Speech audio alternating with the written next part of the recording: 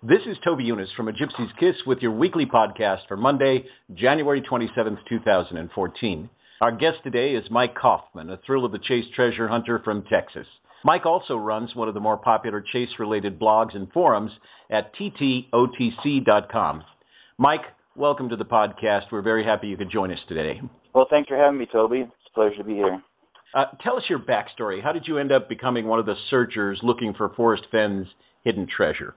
Well, it all started about a year ago now. I was visiting my daughter. I got 5 kids, 4 daughters and a son, and my oldest daughter lives in Denver. So I was flying United up to Denver to see her. But it wasn't until the trip back that I was bored, and I'm looking at the Hemisphere magazine, and it caught my attention, Forrest Fenn's treasure. And I knew immediately that I was sucked into this. I'm a very obsessive kind of person, and so I started immediately writing notes in the margins, and as I was walking off the plane, I was grabbing out of the back of the seat pockets extra copies. I think I got 5 by the time I left the plane, and I decided I'm going to try to find this thing, and I had mixed feelings about it because I know it's going to take a lot of my life, but yet it'd be a lot of fun.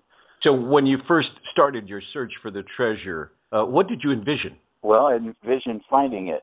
My idea was, I'm going to find this thing right away. I thought, this isn't like the lottery.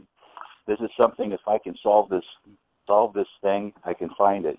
And much of my career is spent working as a consultant in the manufacturing realm and solving problems for other people. But I thought, if I can solve this for myself, then I can make myself rich, and that enticed me a lot. And I envisioned finding it quickly. I thought, I think like probably a lot of people, if you're on the blogs much, you notice that some of the new people, they think they found it, they think they solved it right away, and they're anxious to go out and just immediately go get it. And as it turns out, it rarely happens. But I was the same way. I had an idea within the first week of where it was at, and of course, hey, I might be right. Maybe it's there, but I don't think so. Mike, what do you think about Forrest Fenn and what he's done with the thrill of the chase? Well, I have a lot of respect for him. I, of course, respect his service to the country. I think it's really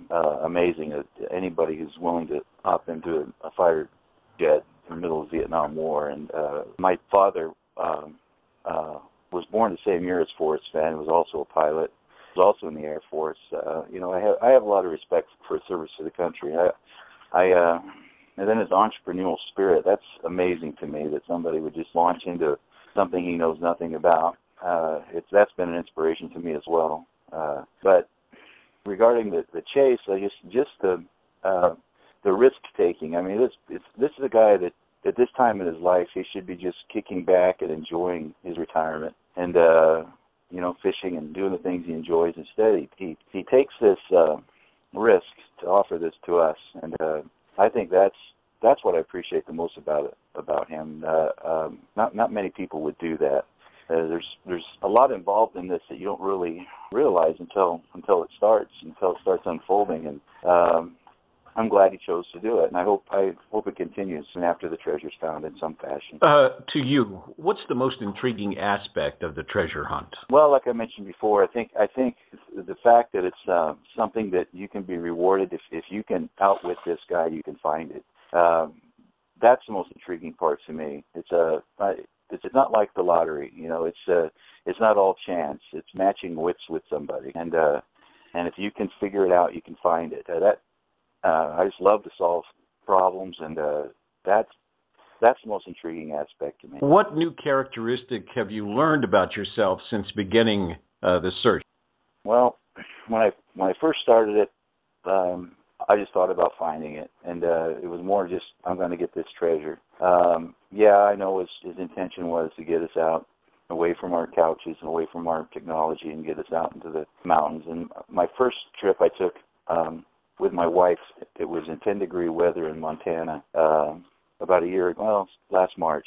And I'm looking at, beautiful mountains, beautiful scenery, and rivers, and there was about an inch of snow on everything, and I'm thinking, yeah, this is beautiful, but I want that dang treasure. And I really, the first 2 or 3 trips were like that, but now, as I've been on 7 trips now, going to make my 8th in a couple months, I start enjoying things more. I start to, yes, I want to find the treasure, but it's great being with my wife, being at places that I wouldn't be if it wasn't for this treasure. I live right on the Gulf of Mexico, and I rarely go to the ocean, but I've been to the Rocky Mountains 7 times in the past year, and I enjoy it more every time. My daughter has been on a trip with me twice.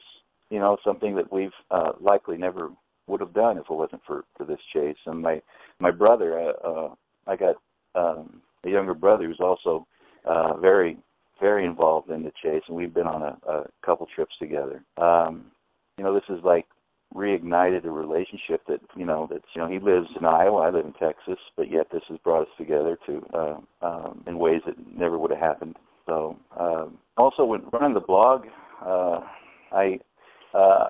I've developed relationships that I never would have expected. You know, I tend to kind of keep deep to myself, but yet with this blog, I find myself on the phone with people a lot. I've been on searches for other people. I really don't advertise that I do that, but I've had people call me and that they or email me, and they're incapacitated in some way, but they have a great idea. And I've helped people search. A lot of times I'm out anyway, so I'll just stop by and check out their site, and it's caused me to be more involved with people than I would have been, and I really enjoy it. I find myself spending actually hours, not very often, but times an hour on the phone with people, and I've met several people face to face. It's been a wonderful experience for me, and I look forward to it continuing. Of course, hope not too long, but continuing one fashion or another even after the treasure's found. Now that you've had some experience looking for the hidden treasure, what would you have done differently? Well, I would have went out. I would have tried to go out for longer periods of time. With my schedule, like anybody else, you have limited time off, and I would make extended weekends, so I'd have 3 or 4 days to look at it, look for the treasure. But what I discovered is some of my best ideas I have as I'm flying home. In fact, I think after my first trip, it was last March, the 3rd week of March, I got home. I went to a spot that I thought this was it, and I went right to a pinpointed spot. And on this spot, I found this boulder at the very spot I thought the treasure was. And on this boulder was this bison skull painted. And I thought, wow, does Forrest paint? But I didn't even take a picture of it. As I'm flying home, and then when I finally get home, I get on the internet, I go to Forrest's site, the old Santa Fe Trading Company, and there, front and center, is a bison skull. And I thought, oh, no, that's it. That's where I've seen that before. Within 4 days, I was making a trip back out there. If I had it to do over again, and I do have it to do over again because I have another year, the treasure's not found yet, I plan on taking extended trips of at least a week at a time, and I can have these epiphany moments while I'm still out in the field. What do you plan to do with the treasure if you actually find it? Well, one thing I've thought about this a lot. One thing I would do would be to keep it intact, keep it together. I wouldn't want to piecemeal it up. I would want to keep it all together. I don't know what Forrest wants for it, but to me, it's of more interest and more value to anybody if it stays together. I don't know. I thought of, just auctioning it to the highest bidder, whatever company or organization's interested in it. But I want to keep it together, and I'd like to. I don't know if we want to offer that particular treasure again to be found, but I'd like to see the chase continue afterwards. You've mentioned a couple of the trips that you've made. In which state do you believe Forrest hid the treasure, and why do you think it's that state? Well, I have 2 different ideas. On my blog, I mentioned my first idea was Colorado, but then I gravitated towards Montana. Montana, mainly because I stumbled upon some geographic locations that I thought fit the poem. Also, I know Montana and Wyoming areas dear to Forrest because he vacationed there every year for 3 months. Well, during the summertime. So I know he keeps it in the spot that's dear to him. So I guess that makes me gravitate towards Montana. At least it did then. I'm also very interested in Colorado. I have two reasons for each. I won't say which is which, but you know, I have a coordinates derived from the poem that take me one place, and a common thread that's found, I think, in the book and the poem that takes me to another place. And I always like to keep my options open.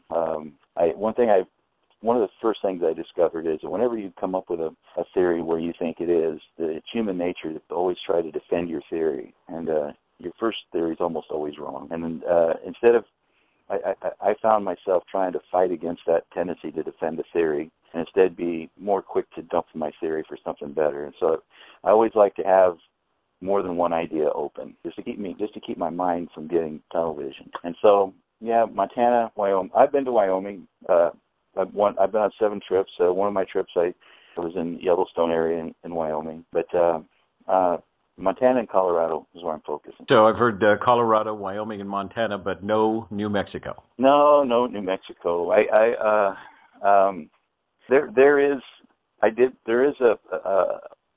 I mentioned a common thread idea that made me think about New Mexico for a while, but one of the other states makes more sense for that. I know New Mexico is tempting because it's close, and I know all the reasons people use for New Mexico, but I haven't found anything that's drawn me there at this point.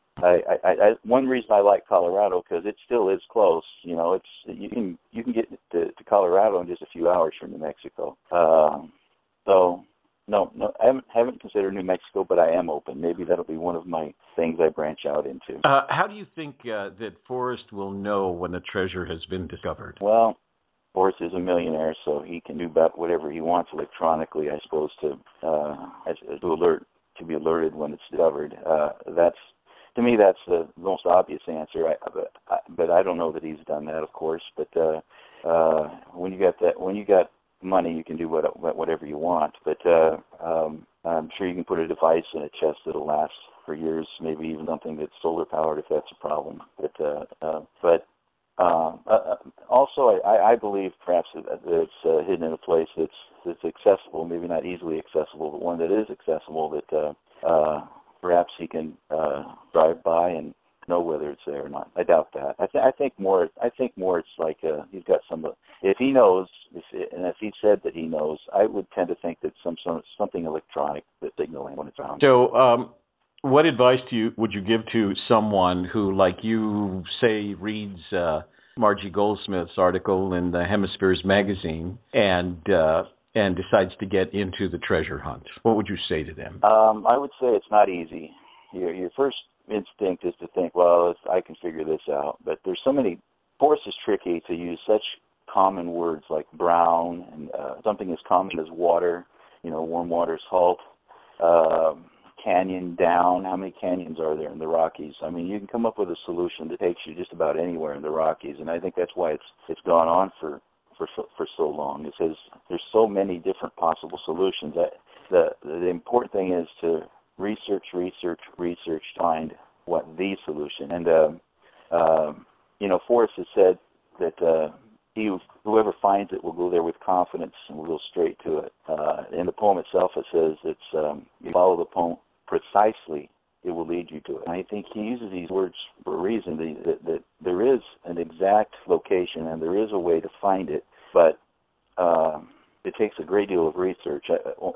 At one time he said that you should read the book over and over and over again, then read the poem, then read the book over and over and over again, then read the poem again. That indicates to me that there's some subtle clue that's not easy to find, some subtle hints that aren't easy to find in the book. And I think both books, in fact, I think maybe the second book has just as many or more hints in it than the first. Mm-hmm. That by osmosis, you're going to absorb enough of it where then when you read the poem, it's going to start unlocking it, and it's going to take you there. But it's not easy. I thought it was easy when I first started. I thought, oh, I can match with this old guy. But he's a clever guy. He likes to play with words. I believe he uses misdirection a lot. In one of your interviews at, I think, the Moby Dickens bookstore, he quotes poems, and one poem says, nothing is ever as it seems. And I think that sums up the chase in the poem better than anything. Nothing's as it seems. There's one of the quotes. This is from the Moby Dickens interview. It's one of the quotes. Right. I can't remember who it was from. It was actually from Alice in Wonderland, which is appropriate for the conclusion that you've come to. Nothing is, what was it? Nothing is as it seems? Exactly, yeah. So if you were to bump into Forrest on the street, what would you say to him? Well, I would thank him first off. I would thank him just for doing this in the first place. It's unique.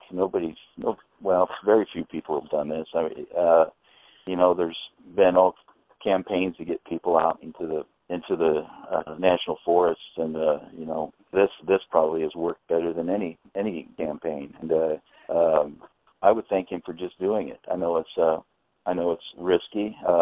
He probably might have second thoughts of doing it in retrospect, but I'm glad he did it, and I would thank him for it, and I would hope that it would continue. I would wonder if he'd have a plan to continue it somehow after the treasure's found. Mike, thank you for joining our podcast today, and good luck in your search. Thank you very much, Toby. Appreciate it. Our pleasure. Well, listeners, that wraps up this episode. Join us next week for another podcast from A Gypsy's Kiss. And remember, for the latest in the search for Fenn's treasure, visit our blog at agypsieskiss.com and Mike's blog at ttotc.com. Until next time, this is Toby Eunice for A Gypsy's Kiss, signing off.